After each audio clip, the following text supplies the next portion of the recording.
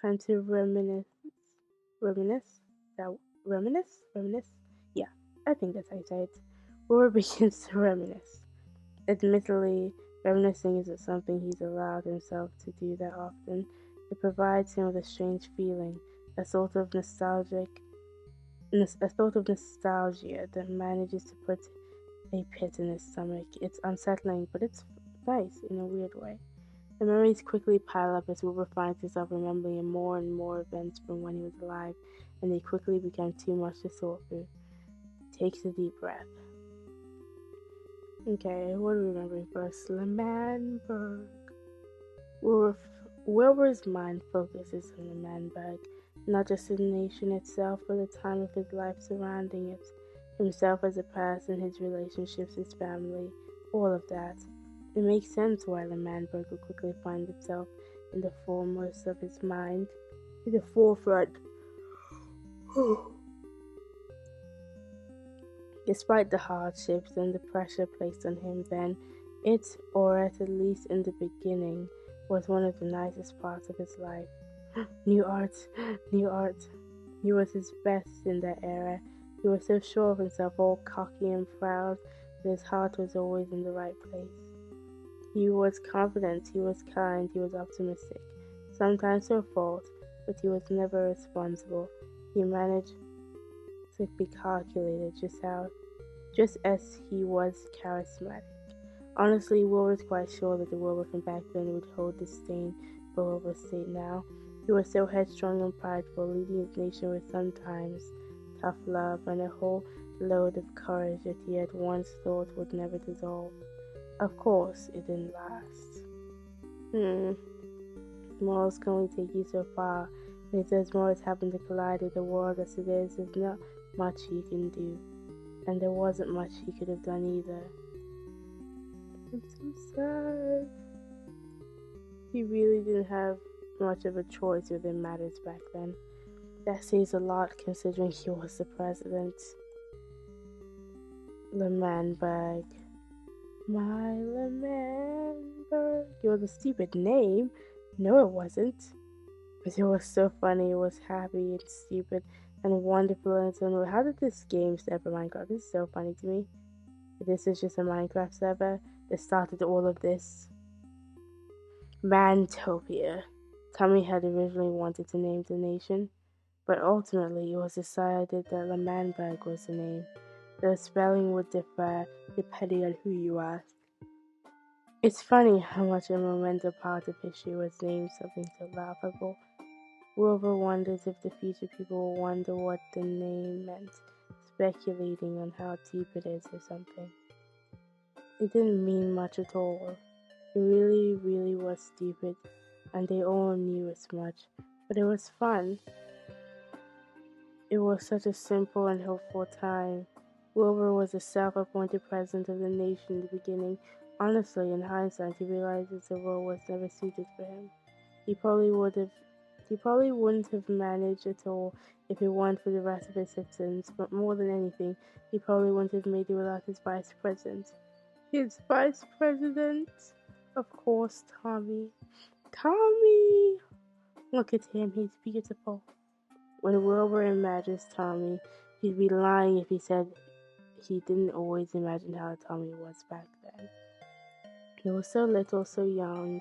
He sported obnoxiously bright red-colored braces that caused a lisp that people would always make fun of him at first. And yet, he still unapologetically sent a big toothy grin to anyone who looked his way, and his uniform never came to fit him. The sleeves always reached his fingertips, and the shoulder pads always being far too wide to rest easily on his frame. And yet, he'd still wear it with his inexplicably endearing pride, rolling up the overly large sleeves and resting his fists on his hips as he'd parade on whatever was on his mind on that day. Wilbur thinks of the boy fondly, stupid, silly qualities and all. Tommy really was his little brother. This is really painful.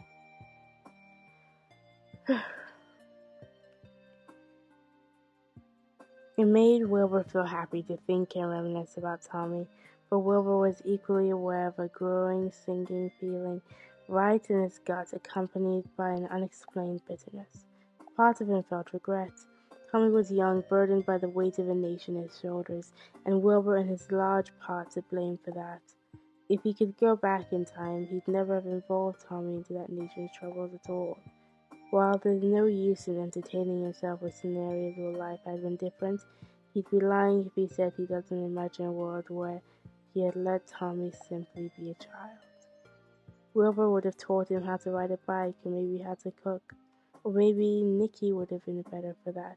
Wilbur wasn't particularly good cooking this time, especially back when Tommy was so young, but he'd still have tried. And yet, a part of him simply felt depressingly bitter. He just wanted Tommy to understand. He didn't approach things right. Wilbur knows he didn't, but he doesn't quite know how to formulate his feelings into words.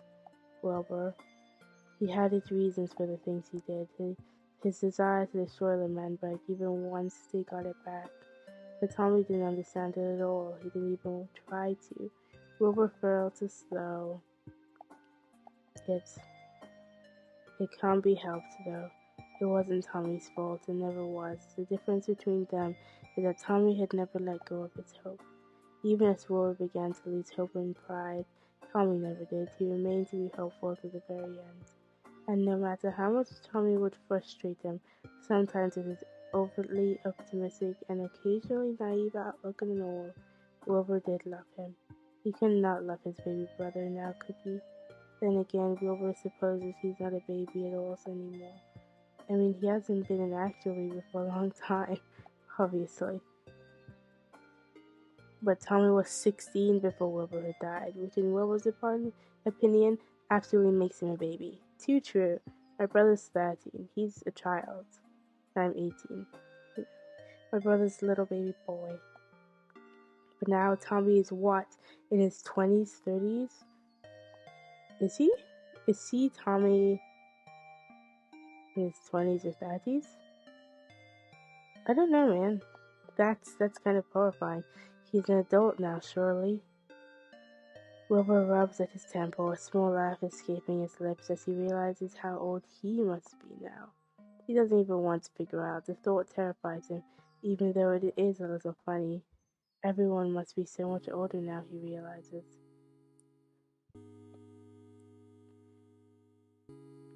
Tubbo is an adult now, too. Wilbur can only wonder how well Tubbo must be doing right now, with him being a president at all. If there's anything to be president of anymore, yeah, he hopes they're all doing well. Don't know what to tell you, Wilbur.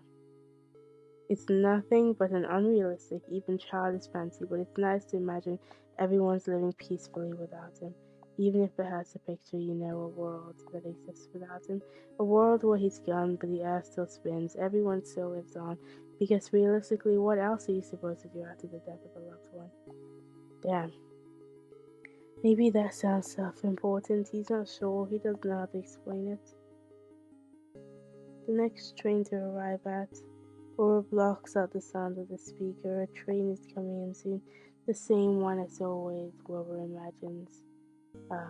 What was Wilbur even thinking about at all? Okay, time to remember Hogtopia. Hogtopia, time fueled by nothing but spite, anger, and pain. Wilbur's not proud of it, how he was in Hogtopia. Because of light-hearted names, it wasn't a good time. Wilbur wasn't a good person. He still isn't, he thinks, but back then he was marginally worse.